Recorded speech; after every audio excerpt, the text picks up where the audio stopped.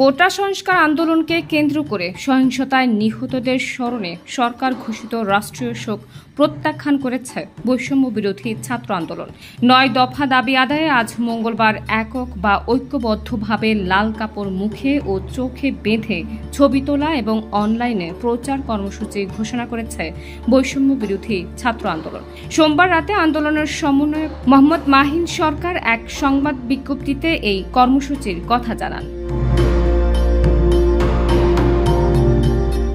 বিজ্ঞপ্তিতে বলা হয়, চলমান কোটা সংস্কার আন্দোলনে দেশজুড়ে সাধারণ শিক্ষার্থীদের যৌক্তিক দাবিকে কেন্দ্র করে নির্বিচারে আইনশৃঙ্খলা রক্ষাকারী বাহিনীর গুলিতে শত শত শিক্ষার্থীর মৃত্যু ও হাজার হাজার ছাত্র জনতা আহত হয়ে যখন মৃত্যুর সঙ্গে পাঞ্জা লড়ছে, তখনও শিক্ষার্থীদের দাবি মেনে না নিয়ে ৭১-এর হানাদার বাহিনীর মতো মধ্যরাতে বাসাবাড়িতে রেড ব্লকের মাধ্যমে নিরপরাধ শিক্ষার্থীদের তুলে নিয়ে রিমান্ডের মাধ্যমে মধ্যযুগীয় কায়দায় বর্বর নির্যাতন চালানো হচ্ছে।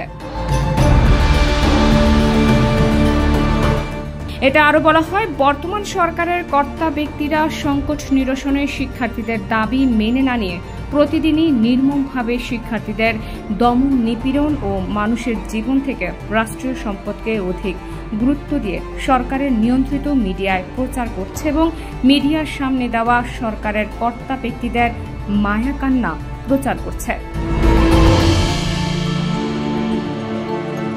রাষ্ট্রবাহিনীর গণহত্যা ও নির্যাতনের বিচার না করে সাধারণ শিক্ষার্থীদেরকে নিয়ে প্রতিদিন যে নির্মম উপহাস করা হচ্ছে, তার প্রতিবাদে শিক্ষার্থীদের দাবি আদায়ের লক্ষ্যে দেশব্যাপী শোক প্রত্যাখ্যান করে মঙ্গলবার লাল কাপড় মুখে ও চোখে বেঁধে ছবি তোলা এবং অনলাইনে ব্যাপক প্রচার কর্মসূচি করার জন্য অনুরোধ করছে বলা হয় বিজ্ঞপ্তিতে।